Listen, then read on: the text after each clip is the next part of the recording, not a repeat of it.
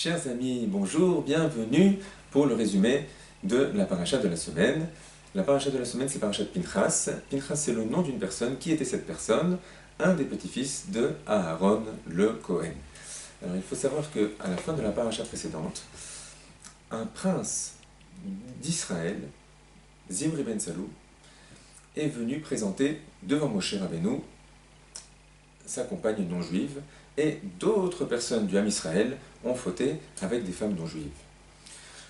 Pinchas, voyant cette action, vraiment cette grande impertinence de Zimri ben Salou, a eu un acte de bravoure et a pris une lance et a tué ce prince d'Israël et sa compagne non juive.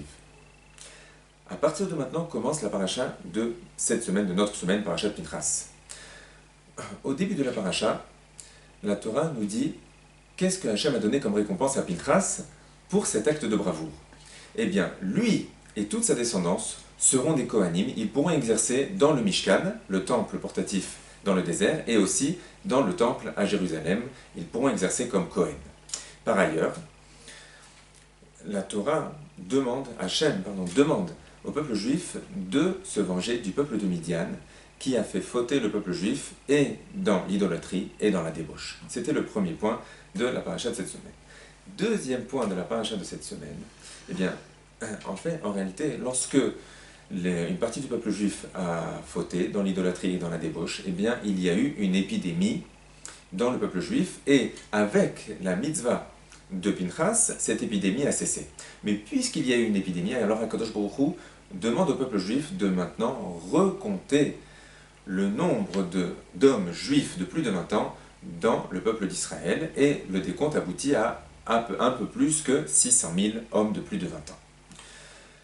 C'était le deuxième point de la paracha. Troisième point, les filles d'un homme qui se nommait Tselophrad et qui est mort, viennent voir Moshe Rabbeinu et lui posent la question suivante. Notre père Tselophrad avait le droit d'hériter d'une part de la terre d'Israël lorsque le peuple juif va rentrer dans la terre d'Israël. Et Tselophrad n'a eu que des filles. Alors, les filles de Tselophrad demandent, est-ce que elles pourront, elles, en tant que femmes, malgré tout, hériter de la part que leur père devait recevoir, ou bien non? Eh bien, Moshe demande à Akadosh Baruch Hu, et Akadosh Baruch Hu répond que oui, les filles de Tselophrad pourront hériter la part de leur père. C'était le troisième point de la paracha de la semaine.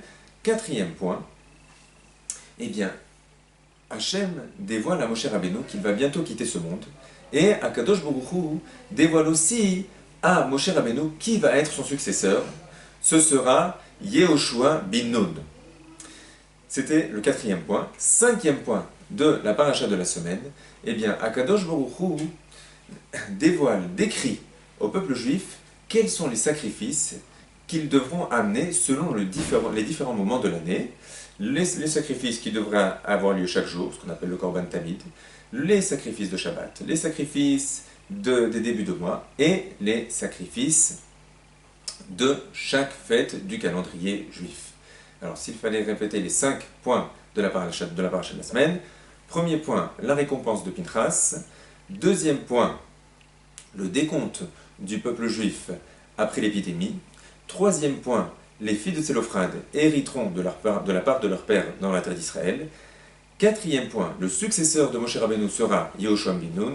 Cinquième point, quelles sont les offrandes que le peuple juif devra amener selon les différents moments de l'année. Mes chers amis, un très bon Shabbat de Parashat Pinchas.